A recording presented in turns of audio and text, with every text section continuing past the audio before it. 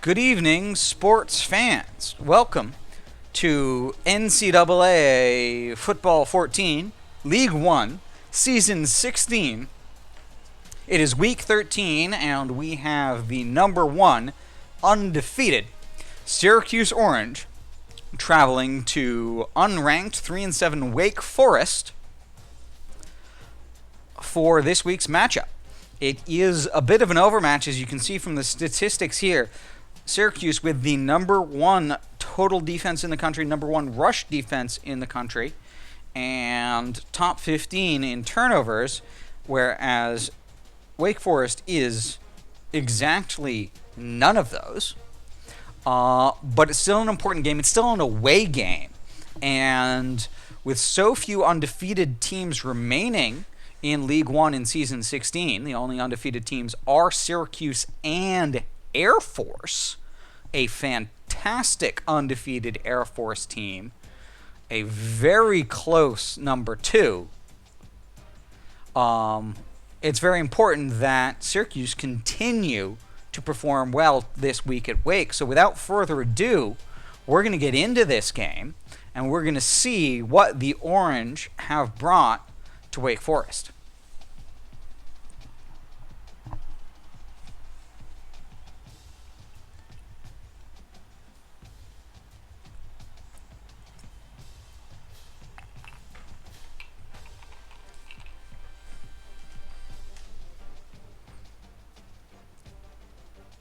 Wake Forest, a 86 overall with a significantly better defense than their offense.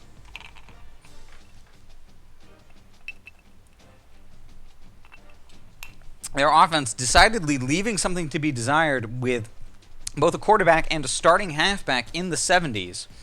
Not the strength of their team. The strength of their team is clearly the secondary this year.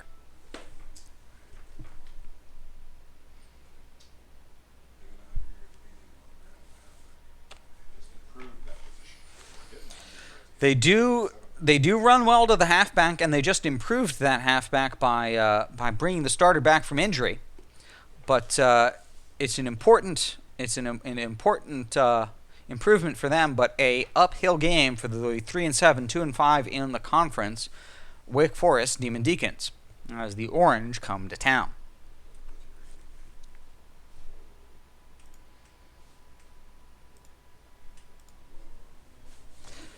A couple of visits there, some interesting and important players, important positions.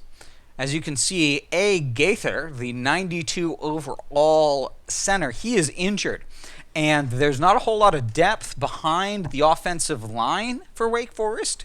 So depending on the positioning, either a tight end or a fullback, or potentially neither of them, is going to be playing there. Because the depth chart actually says that the starting tight end and the starting fullback are offensive linemen 2 and 3 across the board. So there is no depth. So Johnson could be in playing center. Johnson could be in playing tight end. The fullback could be in playing fullback. The fullback could be in playing center. If there's both a fullback and a tight end in, the center is going to be really, really bad.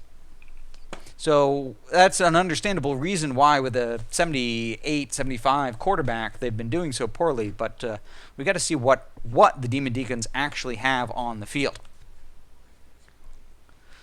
Metcalf, Lofton, and Tanuvasa leading the way for the Orange, and not too many games left in their college career. And Tommy Tanuvasa, the quarterback, leading the nation in rushing with more than 3 times the halfback of the Orange's distance. Glad to have you with us in the studio. I'm Reese Davis, bringing you the EA Sports NCAA Football 14 Tommy Tanuvasa, presented by Nissan. hoping, beyond hope, that whoever goes for him in the NFL draft can do what is Jim at the Ravens, or is John at the Ravens? Of the Harbaughs.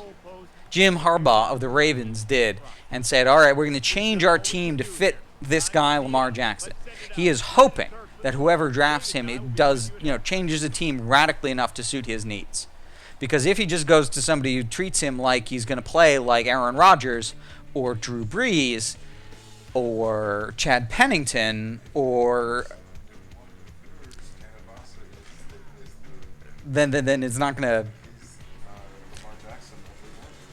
Hey, no worries, Wk. Thanks for the check-in. We appreciate it.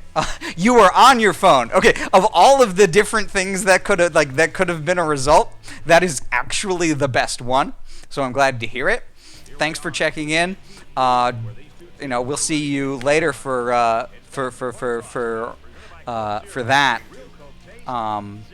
So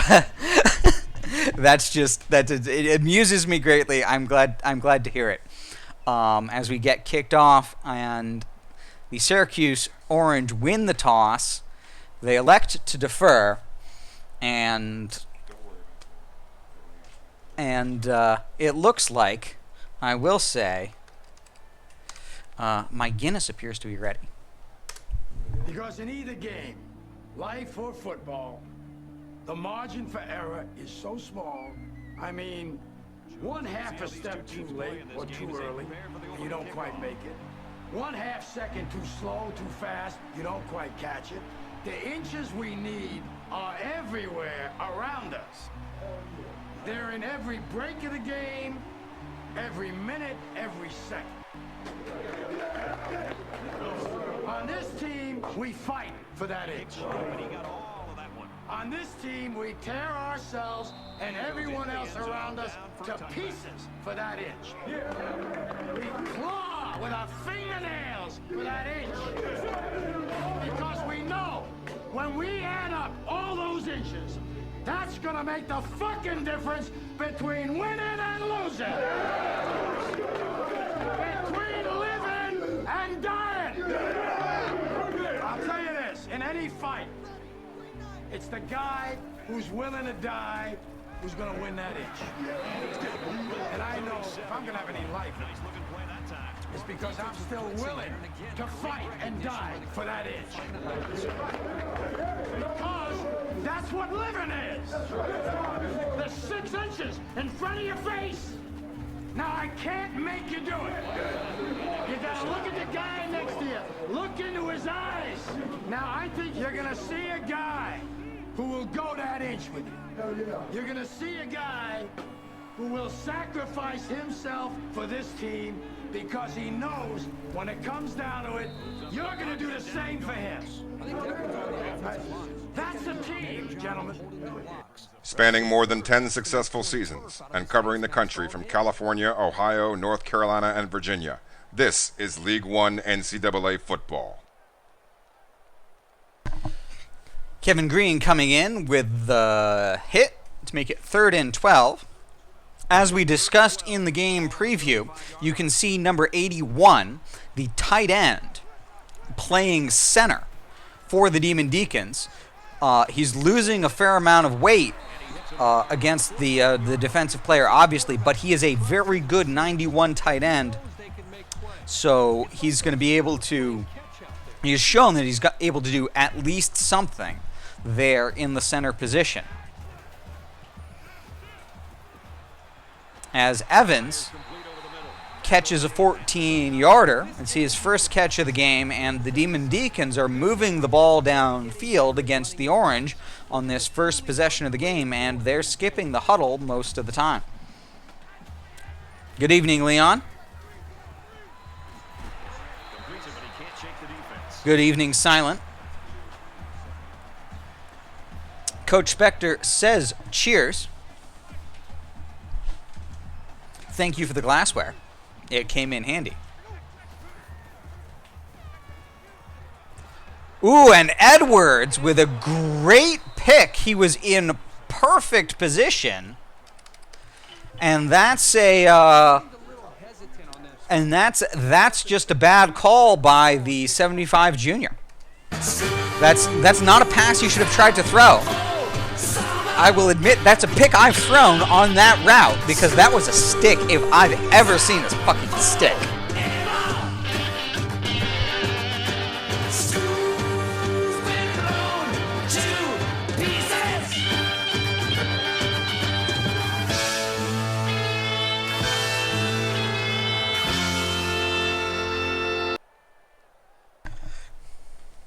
So, are we having the lamb vindaloo or what this evening, Leon? I don't think we'll have time to get this. Tanuvasa now under center to begin the game. The drag route to Lofton. Makes the catch, and he's got nowhere to go. And that's a 2-yard gain. Playing fantastic this year, and he's garnering national attention. That makes it sit down with this kid. He's very special. There's really no surprise he's among the nation's elite right now.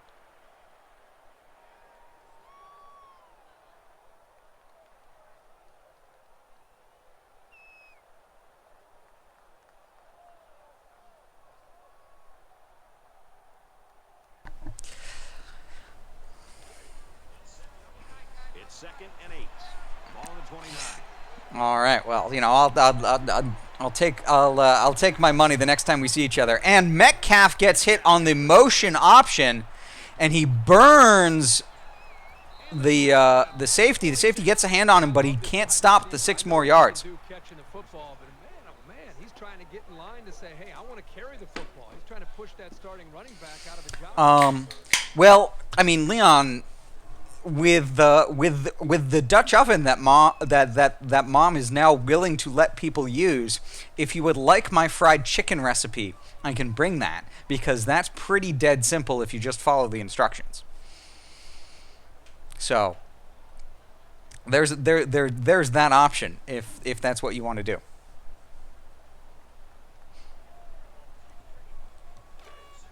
From the 46-yard line. And the Orange are now in demon territory.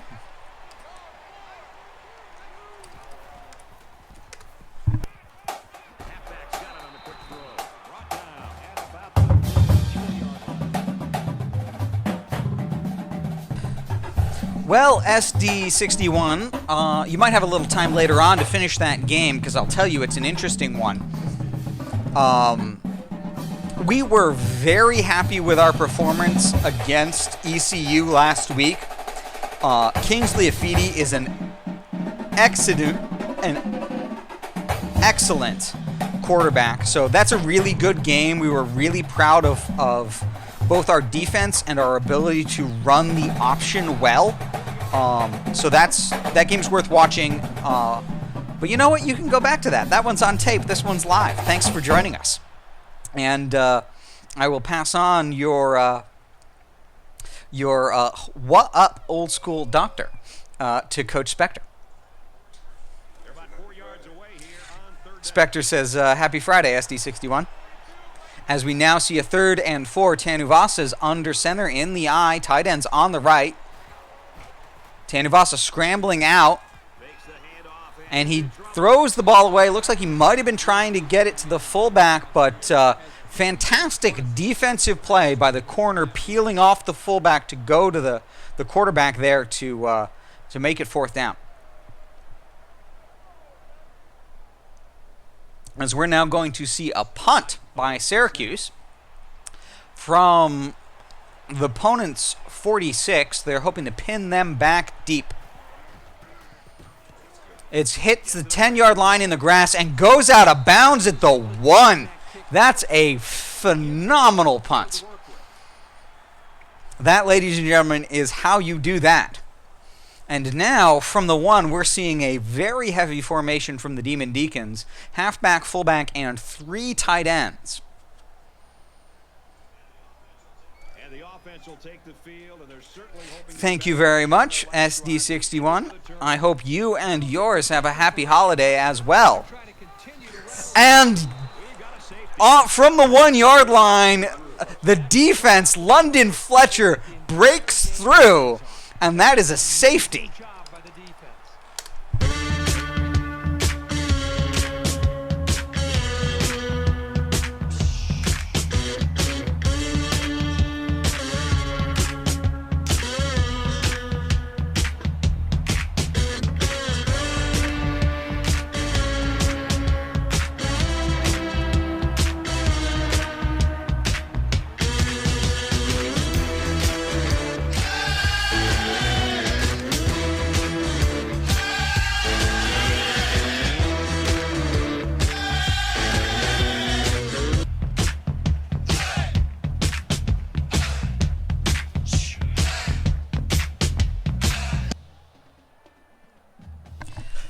And that, my friends, is one of the many ways that this game definitely rewards you for playing by the book.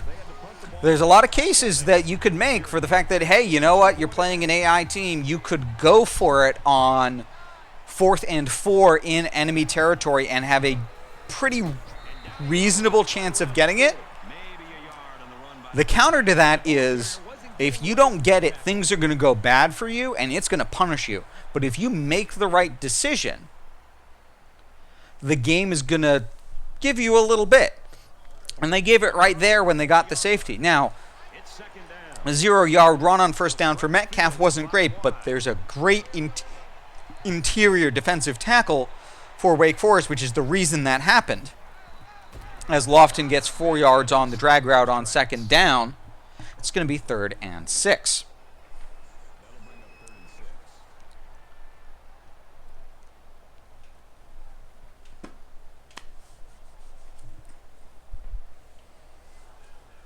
Third down now, and they need to get it out to the 50. It's a shotgun ace. Tight ends flanking the tackles. Single back in the backfield. There's a slot receiver on the left on 3rd and 6.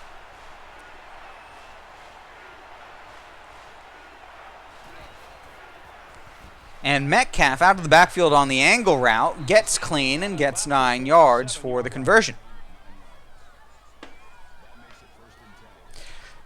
And it is the second time that the Orange breach Demon Deacon territory. From the 47-yard line.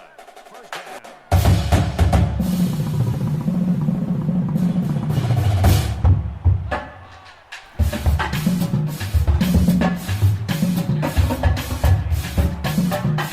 4-yard gain by Metcalf on 1st and 10.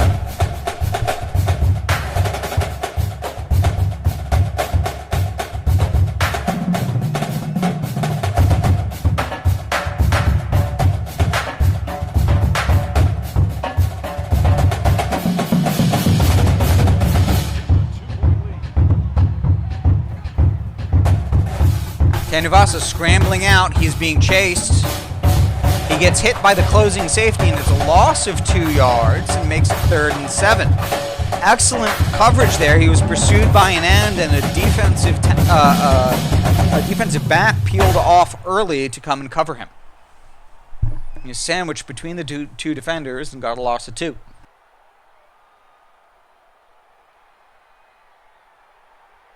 And once again, they'll come to the line, try to convert on 3rd down. In the shotgun and 5 wide out. 5 wide receivers on 3rd and 7. 4 down linemen in the dime.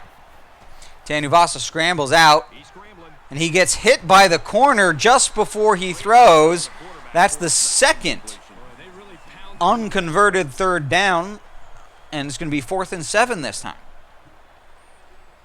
Demon Deacons on this lost a player earlier, and Herbie, this is a big blow to this team. Yeah, that More football today. that would be He wants to knock this ball inside the 10. that would be incredible to see. I am very interested to see what's going to happen with Joe Burrow at the end of the season. I know, obviously a lot of teams in the NFL are hoping that they get the miracle quarterback. So let's see if these offenses can get it going. Yeah, He was in that school 4 years ago as an 18-year-old kid. yeah. I mean that the Coach Spectre is mentioning that their high school is changing the name of the stadium, and I agree. That's a bit much, a bit soon. But it's also, well, it's also one of the things where I'm looking at it from the point of view of like, well, if he gets drafted in the top 5, which he will, then he's very, very likely to start immediately. And I don't think that's a good idea. If you look at the quarterbacks who've made the transition recently, who have performed well, your Patrick Mahomes, your Lamar Jacksons, they sat for a year and learned the game. Whereas you end up having problems. Yeah, and there's the fullback maybe. you end up having a lot of problems when First and 10. when you go immediately in like a Daniel Jones or a Gardner Minshew. But yes, no, that is actually something that, on the one hand, I wish wasn't necessary. But the fact that he was able to highlight that and create that that upswell, not just to donations of food banks for Ohio, but in general, like I give all the credit in the world to the fact that he brought that up in his Heisman speech, and I hope and I think that it did a lot of good for food banks across the United States. So like I give him a lot of credit for that, and I would like to see what he can do. I'm concerned about whatever team gets him is going to do. And yes, thank you for reminding me of the fact that the Patriots passed on Lamar Jackson twice. Twice they passed on Lamar Jackson. But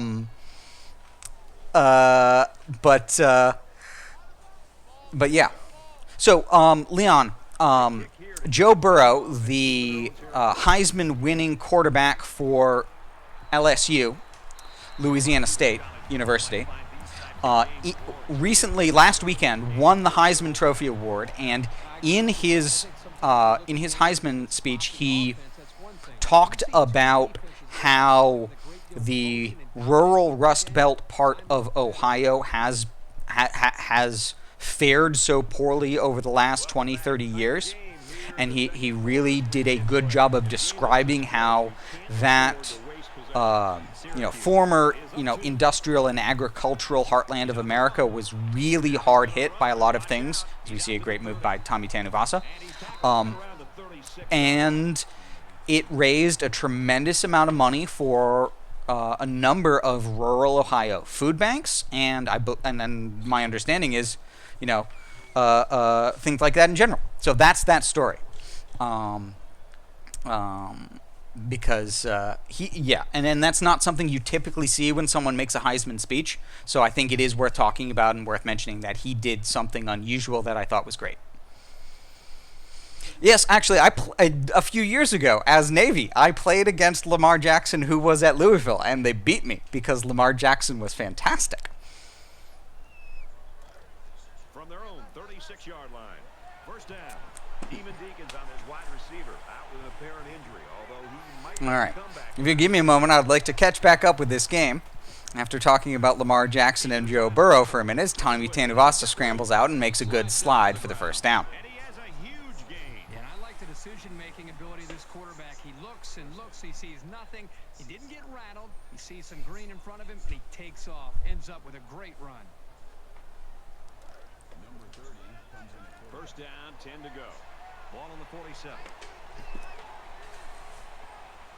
Tarkenton now in the eye on 1st and 10. He makes the handoff to Metcalf. They've got a lane. 7 yards up the middle to 2nd and 3. You're welcome, Leon. As I said, quite happy to talk about it. I think it's a great story. 2nd and 3, it's now on the 46-yard line. They need about 3 yards to get the first here on second down.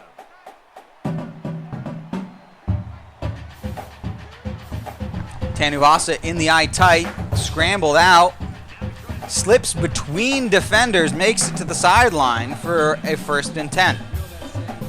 So SD61, I will tell you that I did not follow college football prior to joining League 1.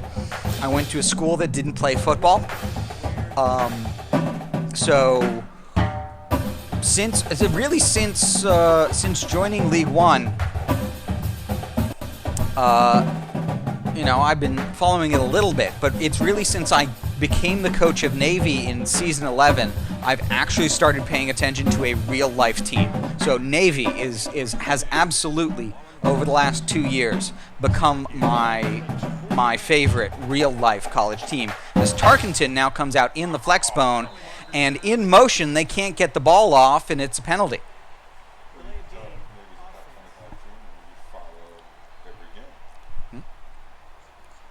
Possibly So I have been really excited over the last year because the Navy had a really poor year last year.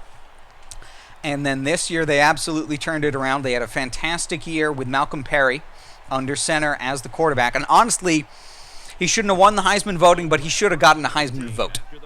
I think Malcolm Perry deserved a Heisman vote. You see a pistol on 1st and 15. Tanuvasa looking. He gets Bavaro on the drag route. Bavaro gets 7 yards. He makes 2nd and 8 quite manageable.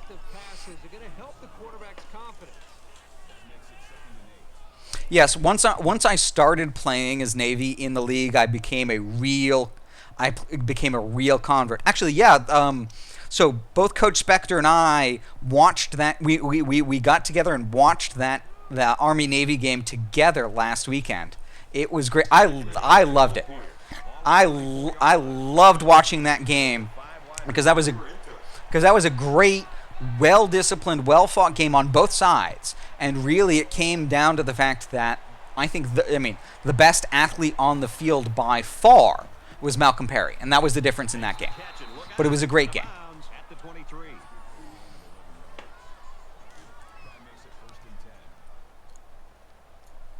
One of my sports podcasts was talking about the Army-Navy game the Monday after, and they were so mad about it just because it was the triple option every time, and they're going to hand it off to the fullback 2 times and then see what the quarterback can be. I'm like, no, you are not paying enough attention. That's like people who say pitcher's duels are boring. Yeah, it was absolutely a fast game, fascinating game. It's first down. Syracuse holds just a 2-point lead. Yeah, no, I thoroughly enjoyed that game as we see a shotgun split big, and Tanuvasa doesn't like the look, scrambles out, gets 2 yards. Around the 22-yard line. You know, I saw that as well, and wasn't I will say that it wasn't my favorite thing, but politics isn't necessarily what I'm going to advertise tonight. I just think the Army-Navy game isn't necessarily the place for a lot of things. It's a place for football, and it's a place for celebrating our service academies.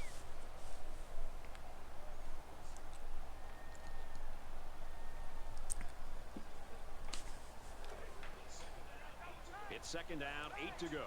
Ball on the 22-yard Yes, that's Malcolm Perry. He's great, and it looks like he might actually get a shot at the NFL thanks to some changes in the rules. Great read by Tanuvasa to cut inside the slot block there. Make sure that he got the first down. It's 1st and goal now from the 9. We're halfway through the 2nd, and no one's scored a touchdown yet.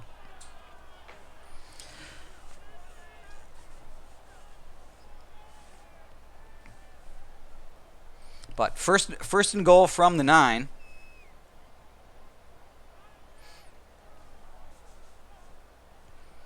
He is, and this is actually something I read last year, an increasing amount of Navy football players are going into the Marines. I think that makes a lot of sense for a number of them. But the other thing is that there are now there's an increasing amount of waivers that the Department of Defense is willing to give, as we see the touchdown to the deep angle instead of the short angle, which is not the usual route, but he was wide open. But for a variety of reasons, the Defense Department has policy about, because they do want people who graduated from the academies to be able to play in the NFL because it helps them promote the academies, that they've become more liberal about allowing you to play in the league while being a reservist and then do your military stint. So I'm really interested to see what Perry does, because you're right, he could just go right into the Marines, and that's but there's also a potential. I did. Yeah, it would be a flight school. I will say flight school is different. Flight school is a lot more competitive. Flight school is, I will tell you, the most competitive thing to get into in the Navy, because they only have so many slots per year. And part of the reasoning of that denial is if he didn't take that flight school slot, he might not have gotten another flight school spot, 2 or 3 years from now. So that was the reason for that denial and and that makes a lot of sense, both from the Navy and from specifically the flight school perspective. But you're right, it's a commitment and they've signed up for it. So it is up to the Department of the Navy, Department of Defense when it comes down to it.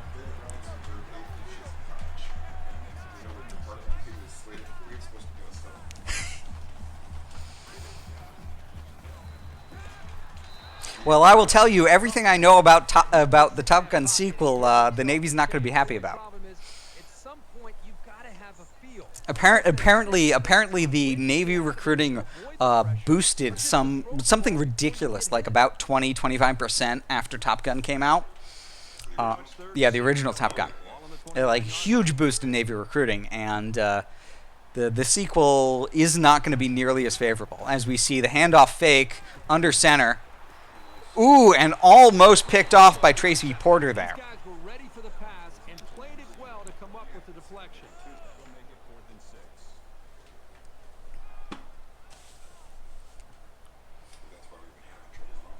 Mary is the punter.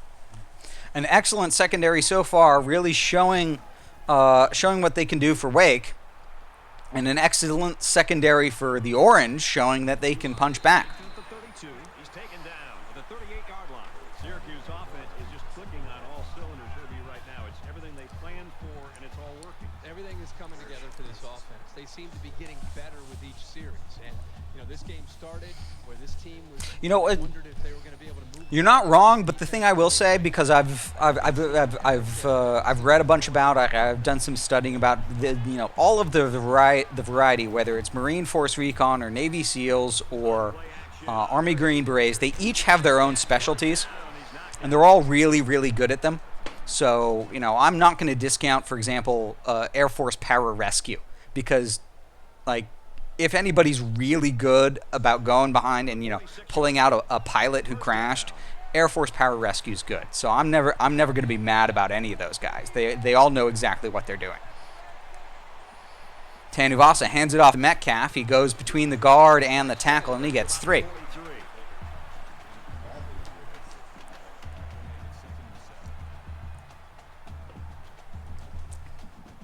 On the 43-yard line, the Orange are once again in Wake Forest territory.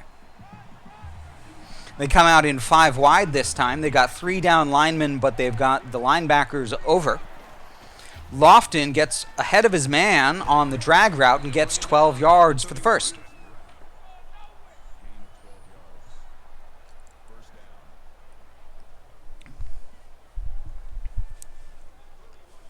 From the 31-yard line, first down. We've got a shotgun Y trips here. Tanuvasa doesn't like his look. He scrambles out. He's got tons of green space, and he's cutting back to the other side. He's going hard. He dodges. He makes the safety overcommit and gets an extra 6 yards out of it for the 21-yard gain. A fantastic heads-up run by Tanuvasa. Turns around to protect the ball at the last moment. Great gain to get to 1st and 10 from the 11. 2 minutes, 12 seconds to go in the half. One of the things I got worried about next season is trying to do stuff like that with Tarkenton. Tarkenton is not that impossible.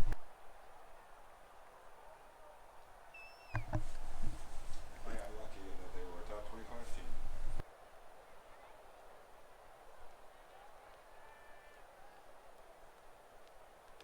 First down, 10 yards to go. Ball on the 10-yard line. We see the eye tight again. Tarkenton under center. He goes to Metcalf. He gets 4 yards. Good open field tackle. This is just amazing. You spend 6 days planning as a defensive coordinator for one guy, and then you get the other quarterback. So now what happens? 2nd and 6 now from the 7. So there's about 3 feet where they can get the first down without the touchdown. But honestly, I can't see it on the field. ESPN isn't, the yellow line's not enough. 5 wide receivers. Tanuvasa moving, looking, scrambling, open, touchdown. He's got space. Touchdown, Syracuse.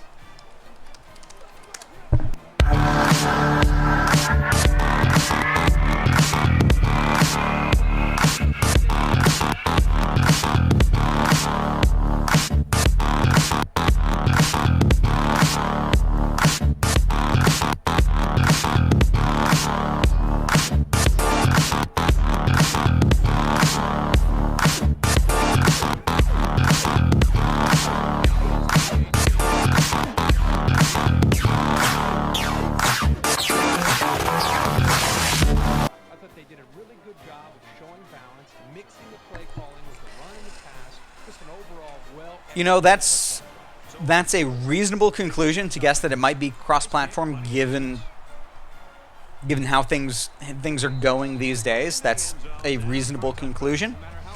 I will say, you've joined us for a number of weeks. Like, we haven't ever, I'll be upfront, we haven't ever had a viewer join the league, in part because we've been so consistent about the people that we've had. We don't feel a real pressure to recruit. But you know what?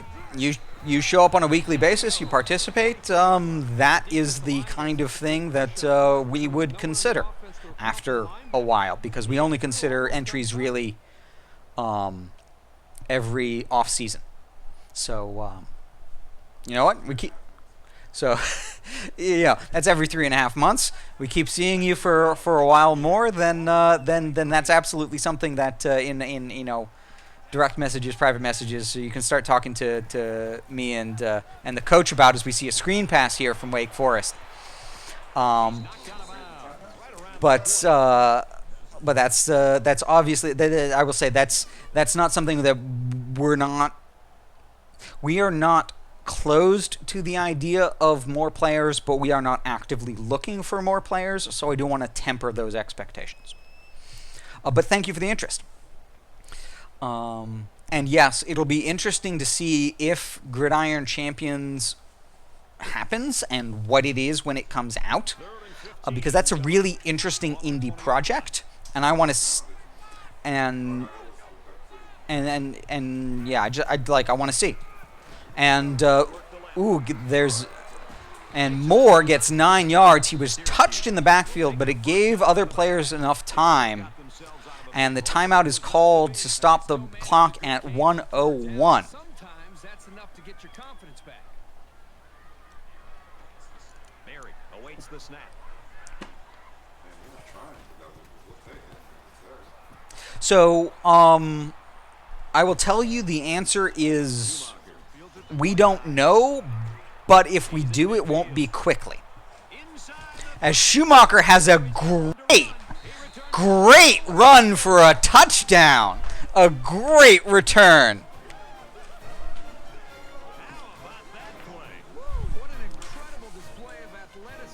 Everybody get up, it's time to slam now. We got a real jam going down. Welcome to the Space Jam. Here's your chance, do your dance at the Space Jam. Alright. So, one of the things that's actually been part of League One policy since Season 1 is that we use sliders from Operation Sports, but we only ever used them after they've gotten about a year of real-world testing before we adopted them. So we knew what we were getting into. So we knew what other people were using.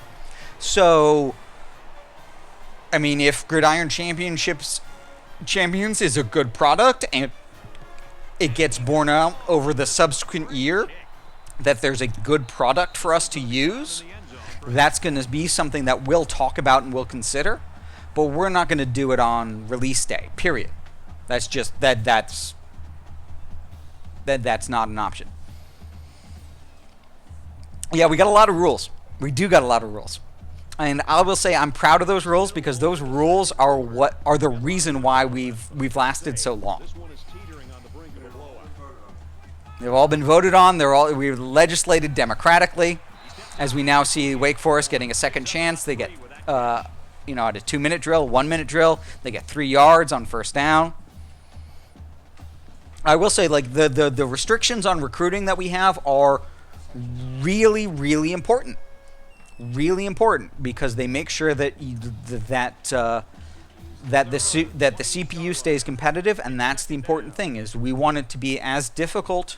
That's the guiding principle.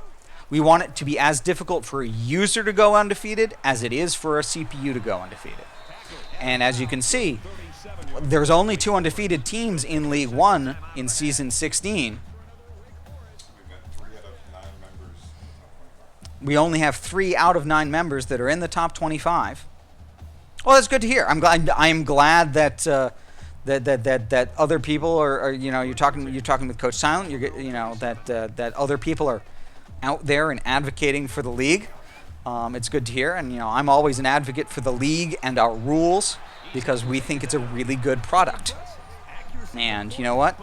If you're interested, you want to watch, great. If you want to create your own league, great. If you're interested in joining, great. All of these things are true. And yes, Coach Spectre is a beast.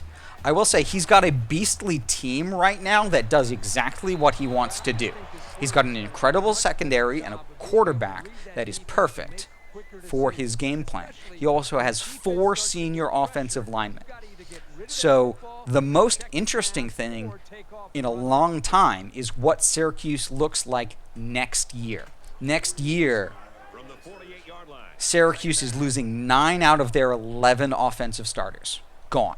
They only keep 2, one of which is an offensive lineman. It's going to be a really interesting season next year for Syracuse, and to see what he can do and how he can adapt.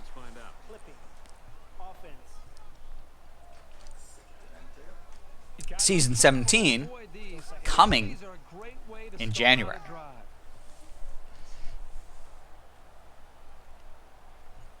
Fair enough. I mean, absolutely. Like as I said, like these are all things that we will entertain, but understand that you've read the rules. You know how seriously we take things. It's it's not going to be something we take lightly, as we see a screen pass here covered up by 3 guys, and it's a 6-yard loss on the screen, making it 3rd and 29 on 12 seconds.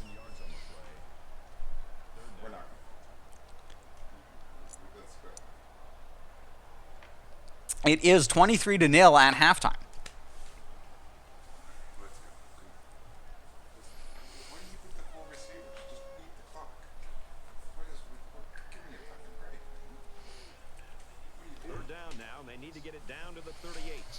Well, your interest is appreciated, but I will say don't spend money on outside chances. You know what I mean? Yeah, that's SD. Okay, Coach Spectre says he loves you, and he's headed outside for his halftime cigarette. And yes, that's why we take halftimes. Hi, everybody. Glad to have you with us on the EA Sports NCAA Football 14 halftime show, presented by Nissan. Innovation that excites. Coach Siwak, if you don't mind giving me a high sign, I would appreciate it. Just went down in the first 30 minutes. The stats are certainly not overwhelming from an offensive standpoint. These two teams averaging less than 6 yards per pass attempt. That's not really what you're after in the passing game. But a lot of it can be attributed to really good defense. Thank you, Siwak, and yes. Honestly, anything will be a lot better than the Xbox 360. As much as I love the Xbox 360, it is my baby in so many ways. There is no room down the field, and you don't see You know, many open receivers. Just the stadiums are going to be a lot prettier. the defense is doing a good job of taking that deep stuff away. But the number one thing is, if you're going to bail out, I'm not necessarily sure that graphics do a whole lot for you in a football game. you got to tackle. That's what they're doing. They're coming up There's a lot of other things that I'm quite happy for them to use those CPU cycles on. and that's one of the big Whether it's AI, whether it's run blocking, whether it's pass, with the dynamics of all of those things. You know, I had a wise coach once tell me, teams do not beat you throwing and catching. They beat you by running after the catch. David's ready to get back on that couch, get the remote, get all the games dialed up to watch what's going on around the country. Time to get you back for your second half. Brad and Kirk, ready to roll. All right, and so now that the talking heads have talked, I will walk through a little bit of our halftime stats in this 23-0 lead. I mean, if we can do that, to be fair, most of these fields probably aren't grass. But it is 23-0. First downs are 10-7, and yards are 197-102. The ground game is clearly a big difference because Syracuse has 121 on 14 attempts, whereas Wake Forest has -5 on 7. Whereas if you look at passing yards, Wake Forest actually has more passing yards, 107 to the 176 on 10 attempts of the Orange. Both teams below 40% on third down. 1 out of 5 for Wake, 1 out of 3 for Syracuse. 1 turnover, and it's been by Wake. Time of possession in the favor of the Orange by 11:53 to 4:07.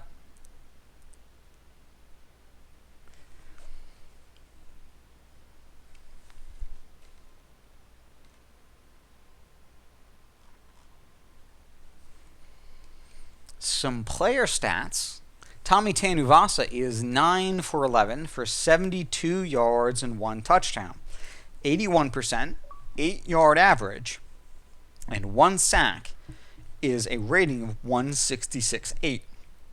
Tarkenton is 1 for 1 for 4 for 133.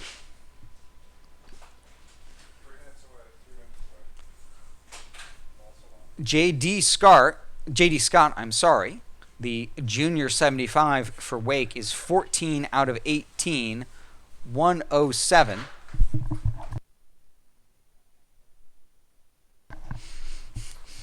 With 1 interception, he's 77% and 7.6. With 2 sacks, he's got a 116.6 rating. On the ground, David Moore is 5 for 10, but it is Jay Scott's 2 sacks for a loss of 15 that make the Demon Deacons negative. On the ground for Syracuse, Tommy Tanuvasa is 8 for 79 and 1 touchdown. Metcalf is 6 for 42, doing well out of the backfield.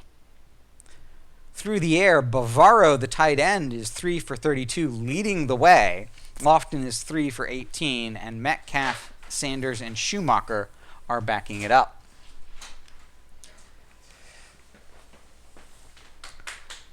For Wake Forest, Owen leads the way in receptions, 7 for 55, with Ewing 3 for 43. Moore, the halfback, is 2 for -9. That's the Owen and Ewing are really where the motor is. Evans with a little bit, Vini with a little bit. Defensively, Robertson, the strong safety, leading the way with Hardemon. But if you can see, like, the leading tackles are your free safety and your strong safety, that's a bad sign because it means they're getting by everybody else. Simpson, the middle linebacker, helping, he's really between the three of them. They're covering everything. And that in the long term, that's going to be a problem for Wake. Green, the outside linebacker, leading the way, 3 tackles for loss out of his 4 tackles. Thomas and Edwards each with 3, and Edwards also with a pick. Those are your halftime stats. We will resume shortly in this 23-0 game.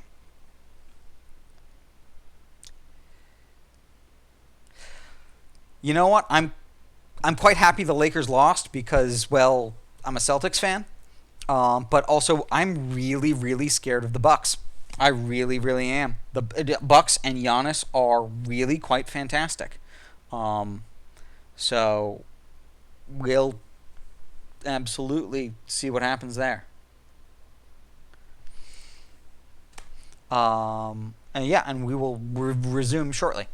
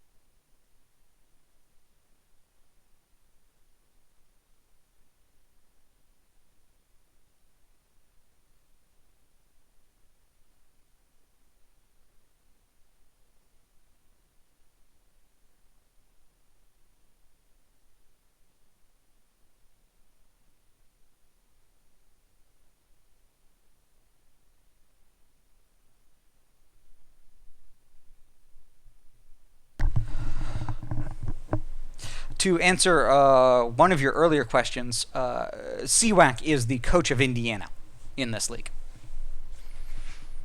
who just had a phenomenal win last week against Ohio State. An absolutely masterclass win of an underdog playing a dominant team, knowing what they had to do to go into it, and absolutely a fantastic game last week. Indiana in the horseshoe beating number 7 Ohio State. Really, honestly, affecting the Indiana's signature game of the season and dramatically affecting the national championship hunt.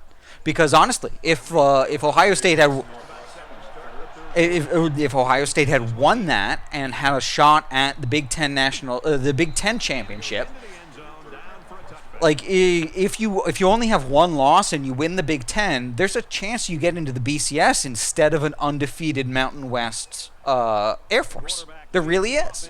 So that was absolutely a game that was huge, and it was a fantastic game by Coach Sywak. Really well done. As Lofton catches the ball really just right after getting off the defender who pressed him hard, hung him up hard, and does a great job to get 8 yards to make it 2nd and 2 on the 33-yard line.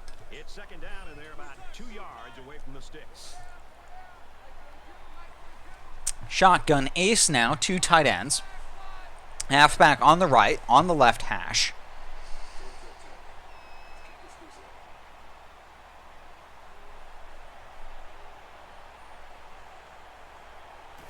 Tanuvasa keeps it on the read option and makes the recut to go back inside, get 14 yards up the middle because it was there. Not that the outside wasn't there, but the inside was more there. So he could, he had to make a hard cut to keep going, but he did.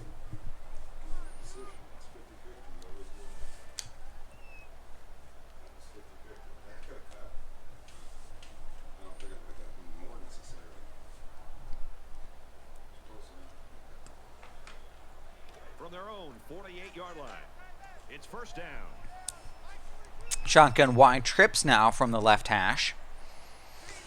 Tanuvasa looking. Metcalf catches it, and he shallows his line a little bit. He curves down to get away from the coverage, and it lets him run a little more into space. Get away from that single high safety. And it gets 3 or 4, and it makes sure it's a first down and a little bit more movement to the 36-yard line.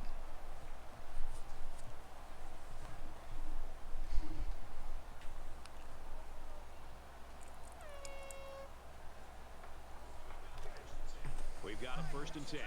Ball on the 36-yard line. On the Demon Deacons 36-yard line now. Tanuvasa pitches it outside to Lofton, who gets a fantastic 21-yard run.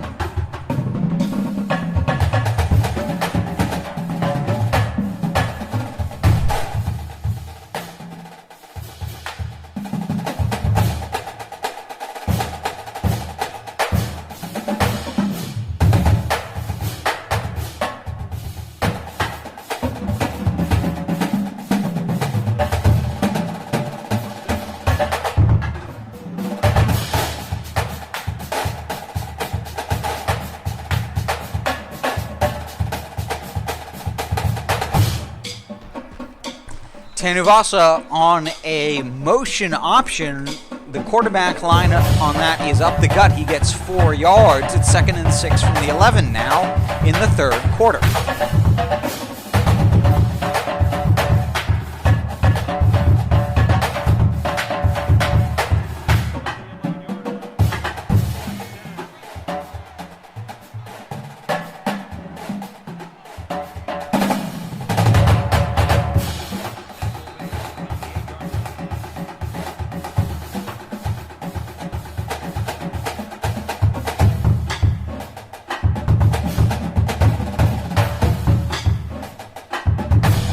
Where do I know Frank Wycheck from? Where's that name from?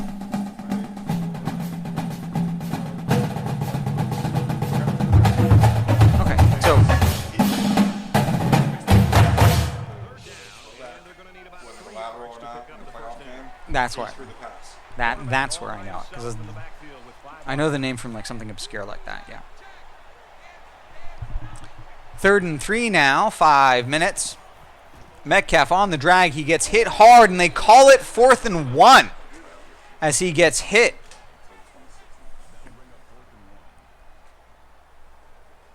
4th and 1 now from the 5.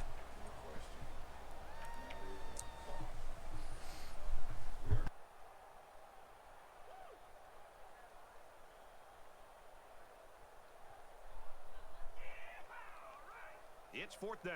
They'll line up for the field goal, and this is nothing more than a chip shot.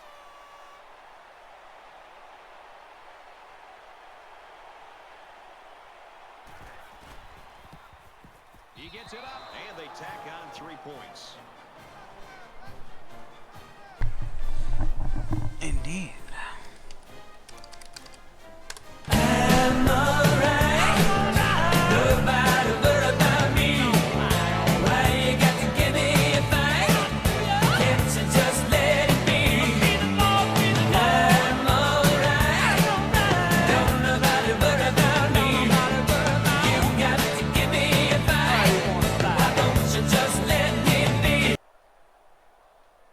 And it looks like they're ready for the kickoff.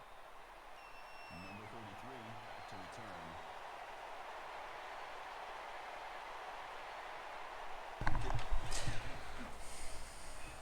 Okay, yeah. And he got all of this one. Great kick. This one's going to be down in the end zone. So, yes, Tommy Tanuvasa, they didn't get it on 3rd down. They called it by the book and kicked the field goal from 4th and 1 on the 5-yard line, and they're up 26-0. Indeed, you know, yes, Indiana might have a losing season, but the thing I will say is that, especially with the way that they played against Ohio State, they're moving in the right direction. And if they can, you know, if they can continue to bring what they brought to the Ohio State game to a lot of, to their other games, there was a lot more game planning and a lot more of an idea of what they wanted to do against Ohio State. 2nd down, 14 ball on their own 21. Than there has been in other games. And I think that helped a considerable amount. So I really hope that that amount of preparation continues forward, because I do think Indiana has a chance, because Indiana's been a team that has been only winning three or 4 games, and they haven't been able to punch up enough against the Michigans, or really. So the things I'm actually honestly concerned about for Indiana is how difficult Maryland and Rutgers seem to be, because Maryland and Rutgers should be a game, and then Purdue, like, those are games that you need to be able to, as Indiana, you got to get those, you got to win those by 10 points. Because if you win those by 10 points, that's an indicator that you can consistently, whether you win or lose, make Michigan and Ohio State 1-score games. And I think better planning, I think better paying attention to the game plan of both, and the roster of what both their Big Ten opponents and what Indiana can do is going to improve that. I know Indiana's gone through some different defensive schemes this year, changing their defensive playbook dramatically, as we see Tanuvasa scramble out and narrowly dodge a defensive end to get 3-yard gain. So I understand why, strictly from a win-loss point of view, that CWAC says Indiana is not having a great year. But that's strictly a win-loss point of view. If you think about what Indiana has to improve and has to learn from the way that they played against Ohio State, the way that they played against Michigan, the way that they played against Maryland and Purdue, I think there's a lot of upside to Indiana in the future. As we now see 2nd and 7 on the midfield stripe, Tanuvasa scrambles out when the pass isn't open, and he gets 6 yards to make it 3rd and 1.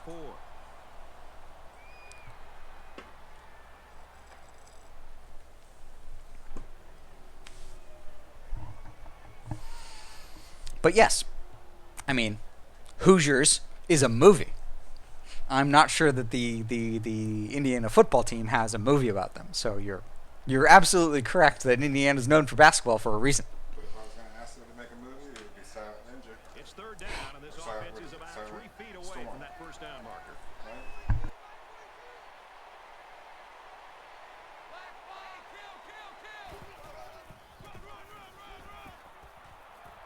He's tackled at about the 35. That's a gain of 9 on the play. First down.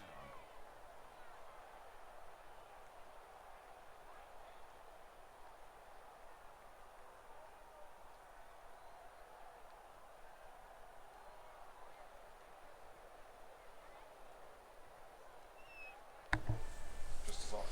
So, I mean, absolutely a great movie. Absolutely a great movie that, you know, honestly, you really can rewatch and watch from any point. 5-yard line.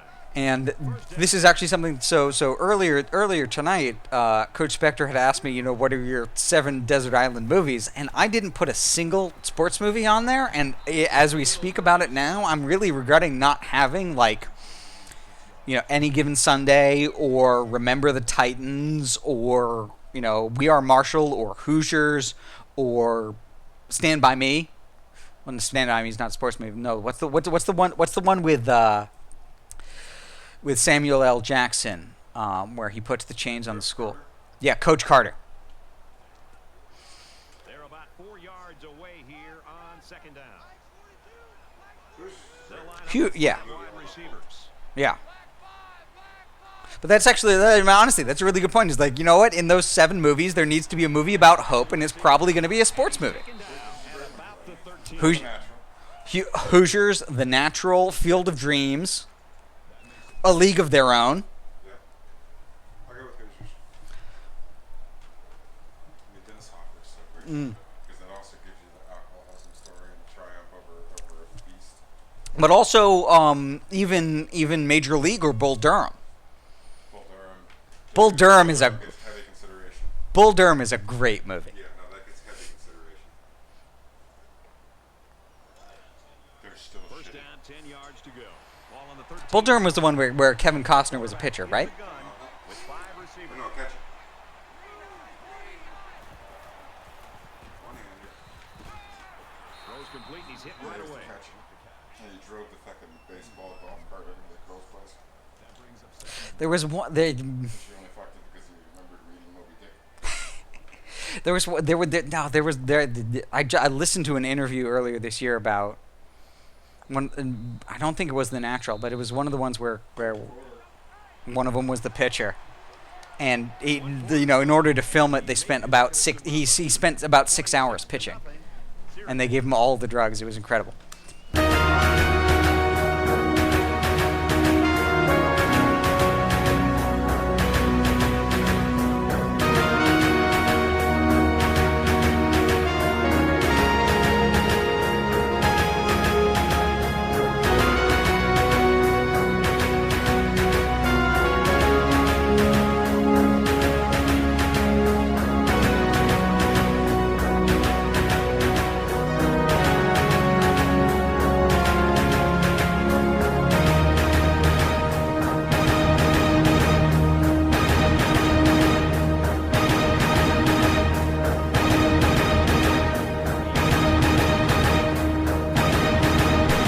Heroic job by Allworth there to come around the defender.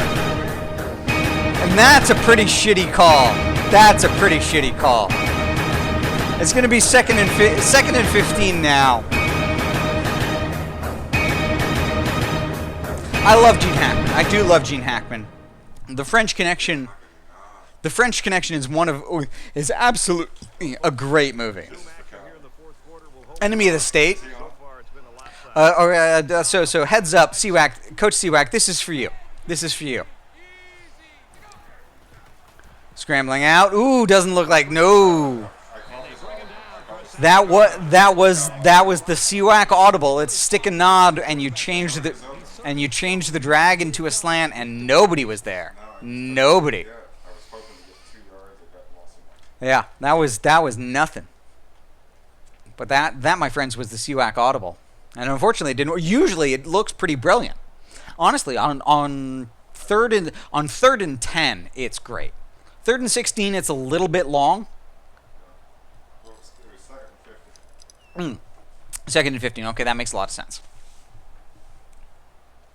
I will be honest. I've moved away from the stick and nod a lot in the last few years because, in part, because the stick has so many problems with the level of coverage that linebackers have on our sliders. Oh, damn! I didn't do that. Often did. That was a fantastic catch by Lofton. That's his signature catch. His redshirt senior 99. That is the best catch of Lofton's career because he is in the air. That is his draft film. That's his draft film because he catches that and follows through. That's a fantastic catch by Lofton. Cringer became the mighty Battle Cat, and I became He-Man, the most powerful man in the universe. Only 3 others share this secret. No, he absolutely squeaked that one through. That was all Lofton. That was all Lofton. There's a rating for it.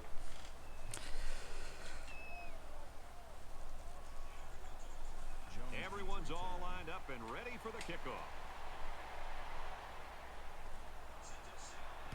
Sends it sailing downfield. Syracuse defense has been a force to be reckoned with, especially in this game. So, I'm not quite sure on the answer to that question, SD61, but I'll tell you this. Coach Sywak has fondness in his heart for Florida State and for UNC. So I would bet I would have good money it's on one of those two. Once in a lifetime rallies here, but that being said, we could still see some exciting plays. He gets out to about the 25-yard line, and the halfback's got nowhere to go.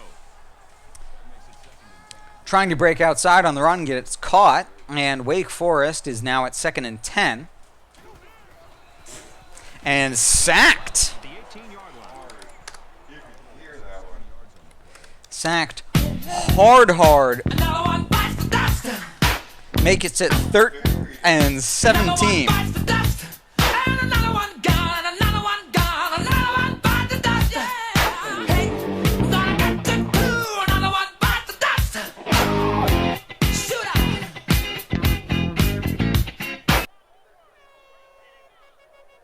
Defense hoping for another sack here on 3rd and long.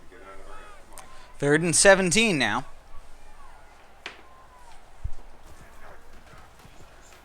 Did I just knock on wood and get the sack at the same For the time? sack. Great job back-to-back plays by the defense. If they keep putting pressure on him like this, he might start to look to get rid of the ball quicker, which could very possibly lead to turnovers.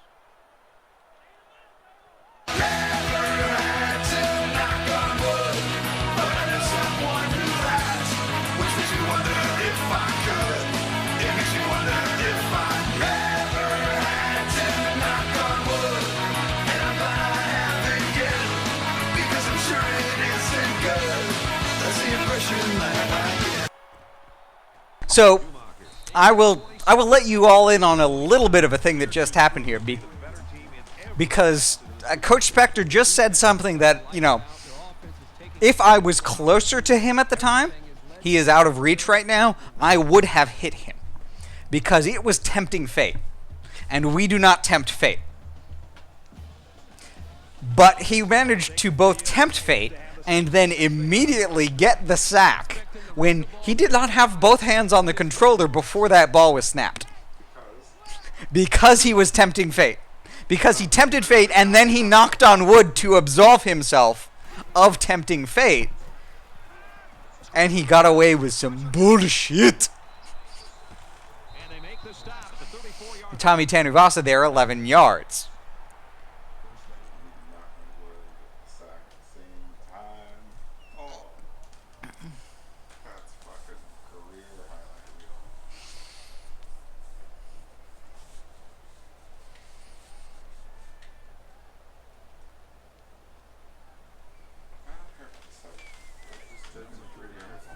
and 10.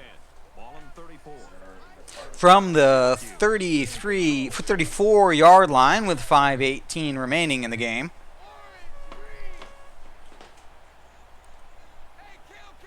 Shotgun wide trips. It's a handoff from Tarkenton to Metcalf, and he gets 8 yards. It's a fantastic first down.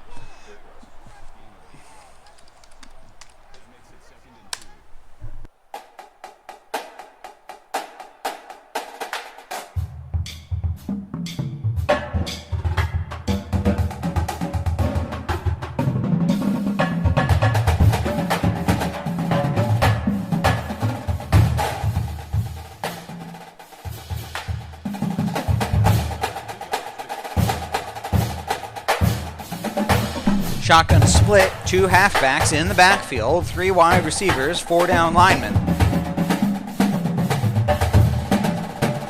Halfback wide open, gets 6-7 yards.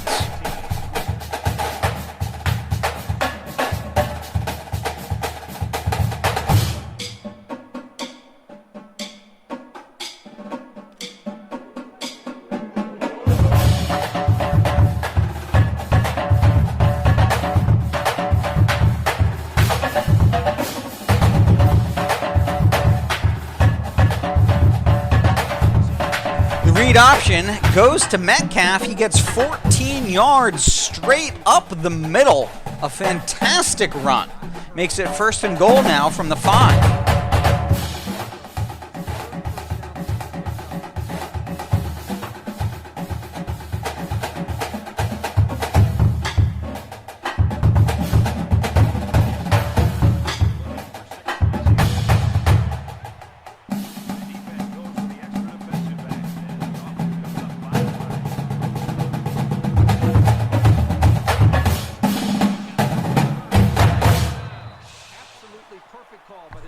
Sandwiched between 2 defenders who knew he wanted to scramble. That's a loss of 2 yards by Tammy Tanavasa.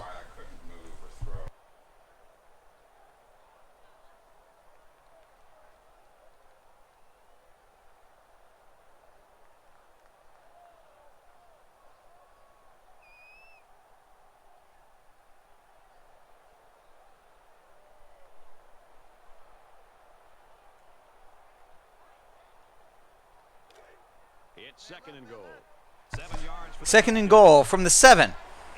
3:16 remaining in the game, 33-0.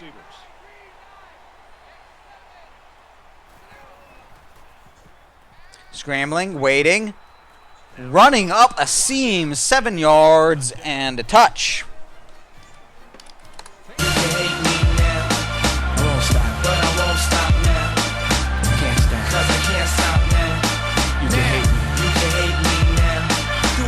But I won't stop now. Come on, come on. Cause I can't stop now. Come on, you can hate me now. You can hate me now. You can hate me now. Do it now. I told you, do it now. Let's go. He makes the PAT. A 6-play, 45-yard drive, and a touchdown as a result. Brad, that's one of those drives that can just tear your heart out. That can really demoralize a defense when they drive the ball down the field, and a lot of the yards came on the ground. The kicker looks like he's ready to kick this one off. So, Leon, you'll remember that I sent you that photo of our glasses earlier. We haven't poured more whiskey since then, but we both still have ice. Thanks to you and those big rocks.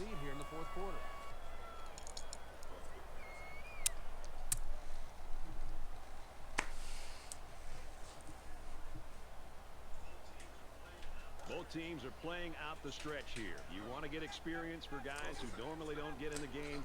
Wake Forest getting the ball with 3:05 remaining in the game. 1st and 10. It goes to Moore, who gets a big gain. I think probably the biggest gain of the night for Wake, 22 yards. Less than 3 minutes in the game. And it's followed up by a sack on Scott by Green.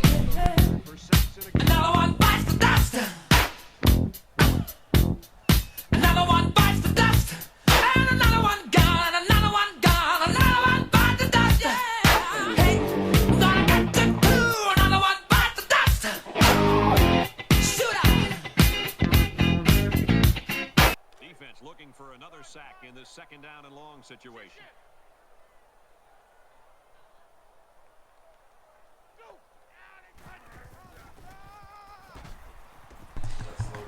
Draw to Dave Moore, handoff, and it's only a 2-yard gain, not nearly enough on second down. It's 3rd and 16.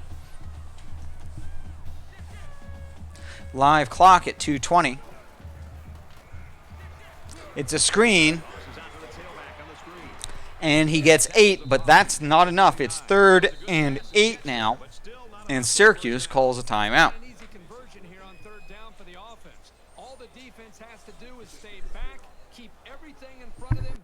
And make a tackle. Barry awaits the snap.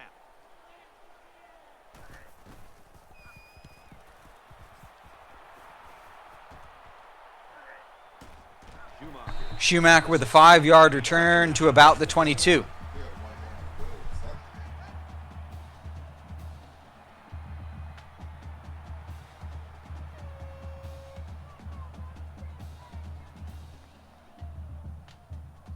So it's time to see this offense go to work again. This defense couldn't stop them from moving the ball, and inevitably Tommy Tanuvasa in the shotgun 5 wide at 2:05 and 2 timeouts.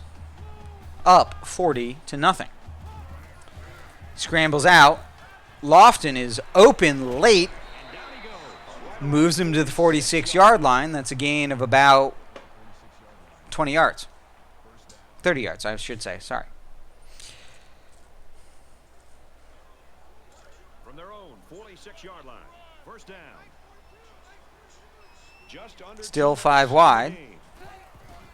Tanuvasa waits.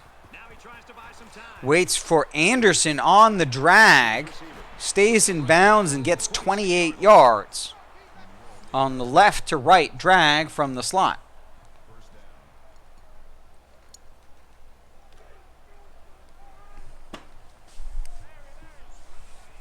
They'll spread the field with 5 wide.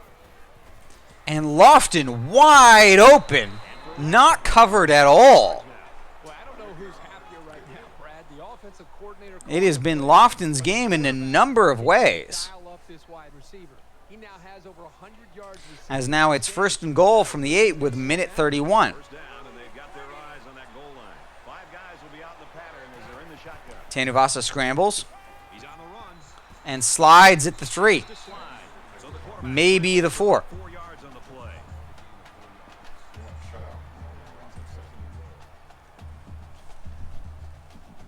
Yep, they call it the 4. The clock is live at 1:06.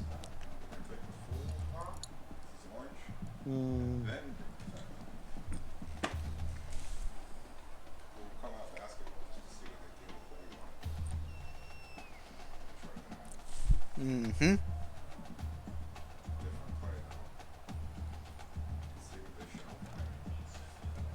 It's 2nd and goal. And they come out in the split big now.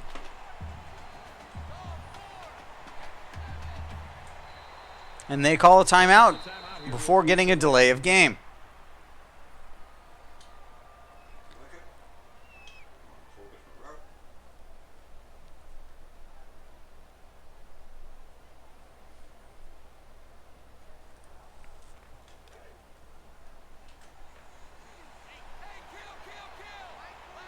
Five wide from the 4-yard line with 42 seconds remaining in the game.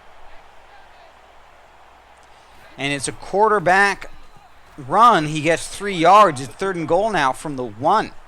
Live clock. Sorry, from the 2. That's a generous 2. Generous to call it 2. No, that's really 2 apparently. We now see the eye. Tanuvasa under center. Handoff to Schumacher. Schumacher gets 2 yards from the 2, but it's 4th and goal because they go outside and they don't want it from the inch line, probably, ish. 4th and goal from the inches. And they call timeout at 1 second.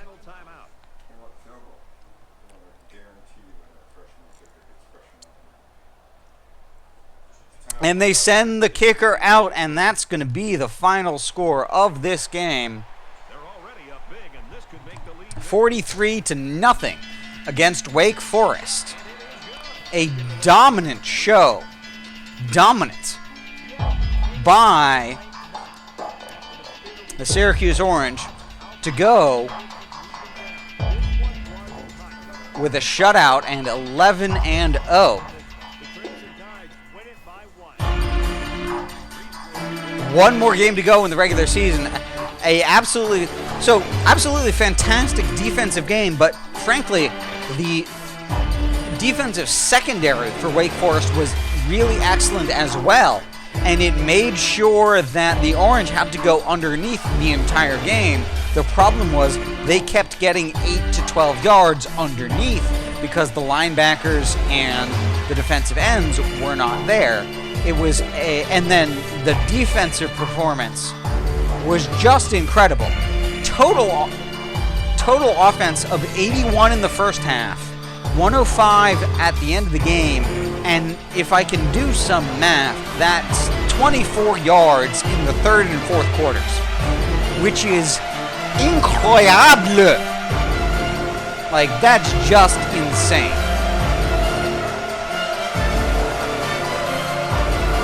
Just a dominant performance by the Syracuse defense, and good field position, good on the ground game. One turnover, and that ended that. The only time that Wake Forest was inside the Syracuse 40, there was a pick because of a bad decision by the quarterback, who isn't young, he's just stupid. So just a fantastic game by the Syracuse offense and defense.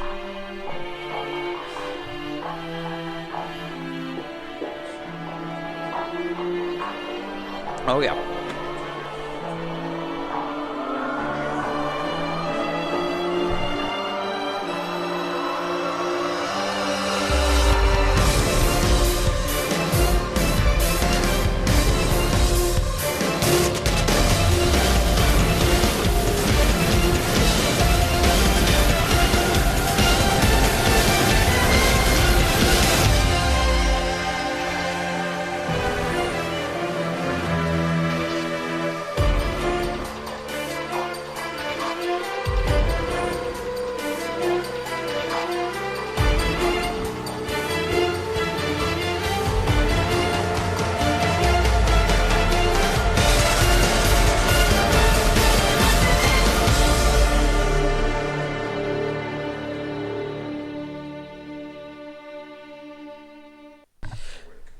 Thank you for joining us for this 43-0 domination. Syracuse over the Wake Forest Demon Deacons.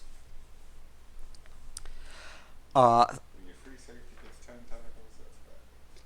we said, the Hardimum, the free safety, that's not good that he's that involved. But thank you for joining us. That is our only game this evening, as the Navy midshipmen, my Navy midshipmen, are on a bye this week. You can look forward to the next set of League One games on Sunday, the 29th, where it's going to be Syracuse versus NC State. Evening, yes. It's going to be the evening.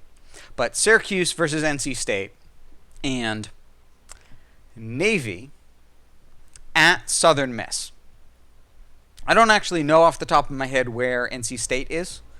Syracuse at NC State, Navy at Southern Miss. It's going to be a good weekend, week 14 of games. Southern Miss, the best defense in the division, in the American West Division, and actually, I believe the best defense in the conference. So that's going to be a heck of a game. So tune in for that a week and a few days from now on Sunday the 29th, the night of Sunday the 29th, for our Week 14 games, NC State at Syracuse and Navy at Southern Miss. Thanks for joining us. It's been a wonderful night. We look forward to seeing you on the 29th for that doubleheader. You guys, in the words of Coach Spectre, have a great week. Kick its ass. Coach Sewak, I'm looking forward to seeing you soon.